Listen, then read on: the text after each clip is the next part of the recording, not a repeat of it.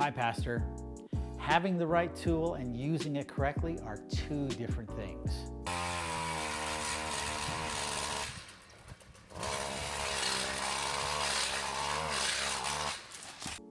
You want to find out what settings to use on your DSLR camera? Stick around and you'll find out. The first setting we want to look at is frame rate. Now, what is your frame rate? Well, your frame rate is the number of frames or pictures your camera is taking every second. Now, a very fast frame rate means very, very smooth motion. Very slow frame rate or low frame rate, like if you only get one picture a second, everything's going to seem very jerky. You're going to look like Robot Man. So that's going to be important. Now, is faster always better? Well, actually, it's not. You can have a frame rate that's too fast and it doesn't quite feel right. Now, why is this? Well, because we're accustomed to watching video in two different frame rates. So the first is 24 frames per second is what we get in a movie theater. Now, when you're watching something at 24 frames rate, the movement looks fairly smooth, so that seems to be okay.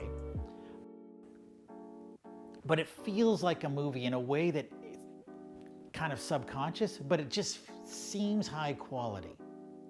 We're also used to watching television, which is shot at 30 frames per second. And television, although it's a faster frame rate, because we've always associated with television with less quality than movies, it feels lower quality.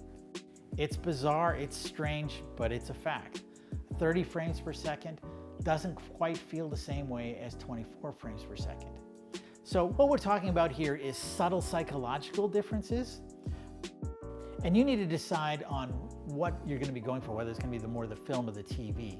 24 frames per second feels more professional and more dramatic, where 30 frames per second maybe seems a little bit more real.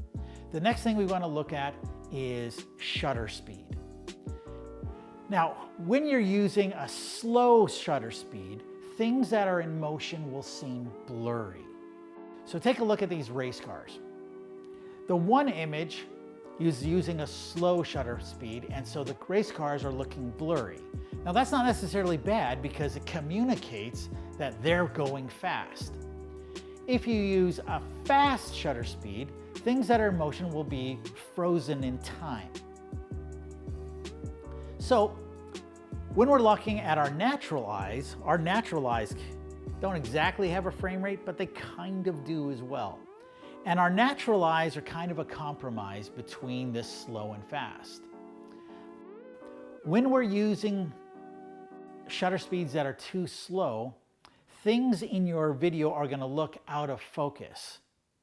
But when we use speeds that are too fast, the video is actually going to look jittery. And the reason is just take a look at your hand and move it in front of your face. There's a natural blurring that takes place with your natural eyes when things are moving quickly. But when the frame rate is having things frozen in time, you're not seeing that natural blur. What you're seeing is a whole bunch of still images. And so a frame rate that's too fast actually doesn't look smoother, it looks jerkier. So we want to find that sweet spot. Now, the way to find that sweet spot, to have the most natural looking video, is to use a shutter speed that is double your frame rate. So if you're using 24 frames per second, then you want 1/50th of a second for your shutter speed. If you're using 30 frames per second for your frame rate, then you want 1/60th a second for your shutter speed. So whatever your selection for your frame rate is, your shutter speed should be double that, and that will look just right. Next thing you want to look at is the aperture. Now, this is one of the reasons why we use a DSLR rather than a video camera to shoot our videos, because we have control over the aperture. Now, the aperture, cameras have a pupil just like your eye. And aperture is the greater restriction that has, the less light that's going to go through. Now, in a camera, this is measured in f-stops, where the higher the f-stop, that means the more constriction of that pupil in the lens. What we want is ideally the lowest amount of constriction possible, so the widest lens, which is the lowest f-stop your camera will go. Now, having the lowest f-stop your camera will go will do two things. First of all, it's going to let more light in the lens because we're opening it up. And when you add more light into the lens, that allows you to be a little bit sharper. But also, when you have the lens open as wide as possible, you have less depth of field. Now, depth of field is your focal distance. When you've got a narrow aperture in your camera, things close and far away are sharp. Where if the aperture is wide, just the thing you're focusing on is in focus. Now, why would we want to do that? Well, take a look at these images here.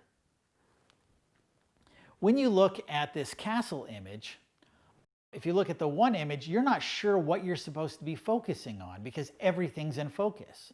Where the other image with the limited depth of field, you can tell the photographer wants you to look at the berries. So it's trying to focus you. When you look at an individual, when you have a large depth of field where everything's in focus, the image comes across as being cluttered because you can see everything in focus and your eye isn't always sure what it's supposed to be focusing on. But with that limited depth of field where only the speaker is in focus, you're not paying attention to the stuff and you know exactly what to focus on. So that control over depth of field actually increases people's ability to focus on you. And I mean, that's why you're shooting the video, is so that they'll focus on you and hear what you have to say. The next thing we want to focus on is the ISO. Now, your camera's ISO, that measures the light sensitivity setting on the camera's sensor. The higher the number, the greater the sensitivity, so you'll be able to shoot in much lower light conditions. But the higher number, also the grainier the image is. So what we want is actually as low as number as possible. So we want that lower, but when you're making adjustments, after you've already adjusted your shutter speed and everything else in your f-stop, what you're going to be doing is just looking at your camera until the darkness or lightness looks just about right. That's what you're going to be aiming for. Now, if you're still seeing that your ISO number is set at 800 or higher, what you're going to want to do is have brighter lights to light up the room a little bit better, because once you're getting, especially over 800, your image is going to be looking a little bit grainy. So that's the ISO setting.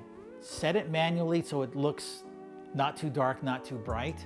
And if that resulting image is higher than 800, then you're going to want to add extra light into the room to help that image be clear. With those simple settings, you should be fine as far as your camera settings go. The only thing that you might add is adjust the gain on your microphone you're using. Now, not all mics will allow you to do this. Sometimes you have to do this in post. But if you've got a microphone set up where you can adjust the microphone while you're shooting, what you want is not to be redlining. So when you say something loud and you bang, bang, bang, and if it's hitting into that red, the gain is set too high. You want, when you say something loud, bang, bang, bang, that it just goes into the yellow. That just gives you a wiggle room, because whenever it gets into the red, we call that clipping. It's going to create this vocal distortion kind of sound. It's going to sound lower quality and people are going to tune you out faster. Hopefully this helps you. Use the tools that you have.